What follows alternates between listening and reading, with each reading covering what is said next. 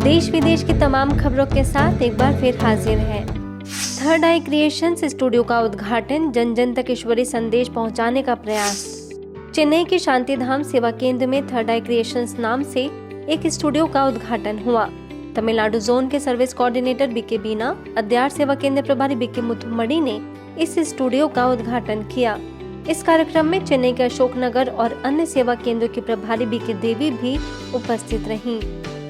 इस स्टूडियो में video editing room, shooting room, voice dubbing room भी बनाए गए हैं। इस मौके पर संस्था के मुख्यालय माउंट आबू से मीडिया प्रमुख बीके करुणा और बीके नीलू ने ऑडियो मैसेज भेजकर अपनी शुभकामनाएं दी। इस दौरान सेवा केंद्र के कई बीके सदस्य भी मौजूद रहे। I am proud that we are going to do the service of the whole Tamil Nadu people around the world.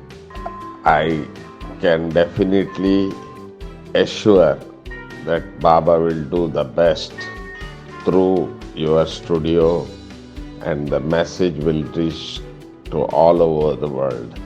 हर एक की जगह पे, हर एक भाषा में जब ये स्टूडियो खुलता है तो उनकी ब्राह्मण परिवार की पूरी विश्व की सेवा होती है।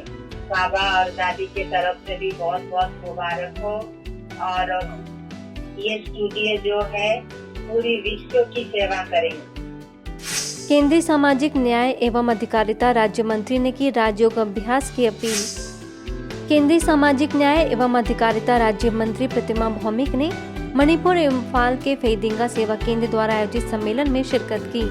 आजादी के अमृत महोत्सव के तहत यह कॉन्फ्रेंस आयोजित की गई थी, जिसमें प्रतिमा भौमिक और बीजेपी सदस्य विजय गुप्ता मुख्य अतिथि रहे।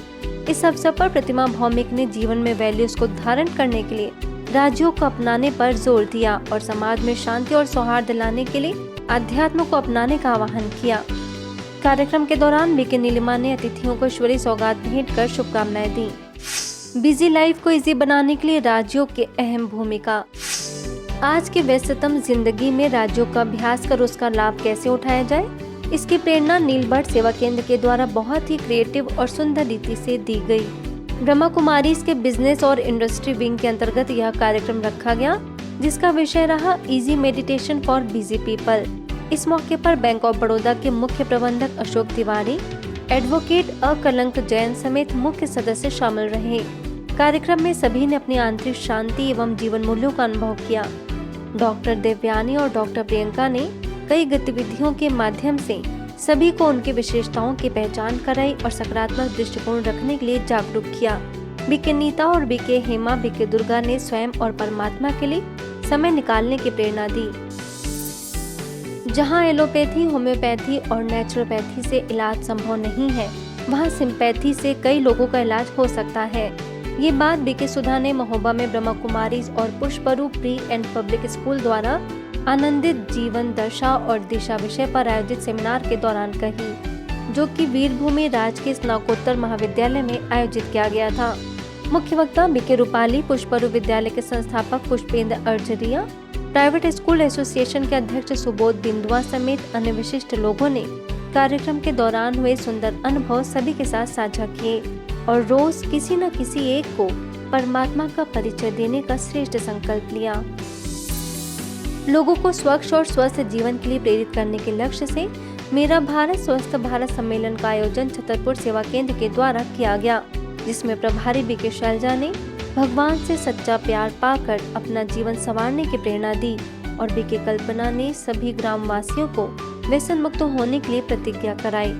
सम्मेलन में बीके रामा ने संस्था का परिचय दिया और बीके भारती ने राजयोग का अभ्यास कराया।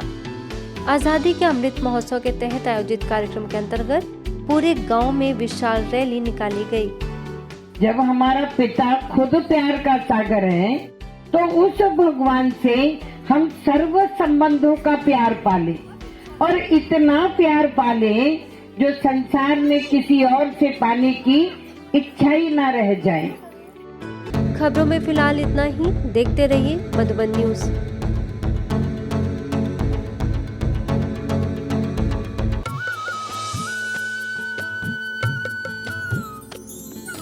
सर्वधर्म संगम, धर्म के सच्चे प्रहरी।